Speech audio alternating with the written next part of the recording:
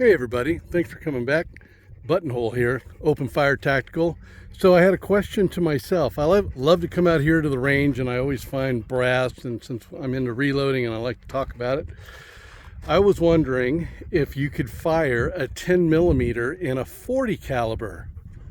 So there's quite a few YouTube channels out there that have done the 40 in a 10 millimeter, but vice versa. Yeah, I don't think so.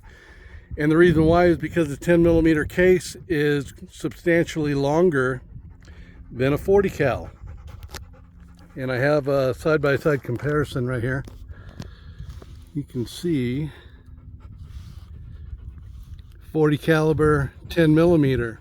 So what I did was, since I found a bunch of 10 millimeter brass and I haven't been able to find any at Sportsman's Warehouse or any place, and I didn't want to order it online and pay for shipping and all that crap. What if I cut it down? And the only difference I can see is 10 millimeter uses large pistol primers and 40 uses small pistol primers.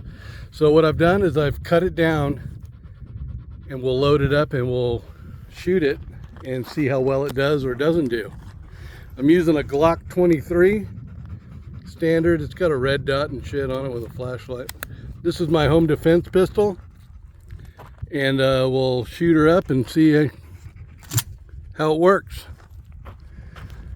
So sorry for my crappy ass camera work. I am by no means a professional. I use my phone.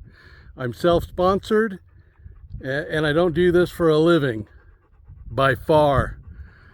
So that target right there is at 17 yards. I measured it from this table with my Leupold laser rangefinder, and let's give it a shot and see what happens.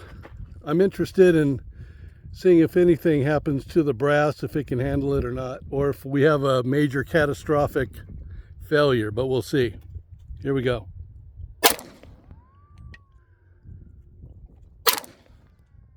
Ooh, that was terrible.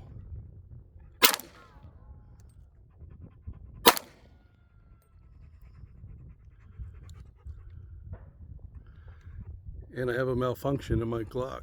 So I hit it.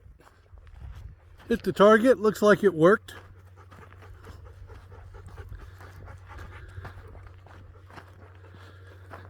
And I'm trying to do this one-handed too, as you can see in the video. So if you're going to make a comment, great. Otherwise, keep it to yourself. 1, 2, 3, and it looks like one right up there, 4. Well, looks like it worked. So let's have a look at the brass if I can find it. I'm going to pause the video. Okay, so I found my brass. Everything looks perfect. The only thing is it is a lot of work, man, to cut these down. So unless you got nothing better to do, I would say knock yourself out. But it is expensive brass. But I mean, if you find it and you want to reload it, what I'm shooting is 165 grain projectiles with 5.3 grains of Winchester 231. Man, brain farting. And everything looks to be good. So it's not overpressured. There's no stress cracks. Like I said, it's a pain in the ass to cut it down. And if that's something that you want to do, well, now you know you can do it. So other than that, thank you guys for tuning in. I'm going to do a couple more shots for accuracy, and I'll pause and use two hands, and then we'll see if I can put more than one or two in center mass. So there's all my brass. Everything looks good. Nothing stressed out, which 10 millimeter is just a rocking cartridge. And let's go look at my groups. So I had to put the phone down since I got nobody here to hold it for me. I don't have a gimbal. I don't have a chronograph. I don't have any of that crap. I can't afford it. And like I said, I just do this shit for fun. But anyway, center mass with two hands. 1, 2, 3, 4.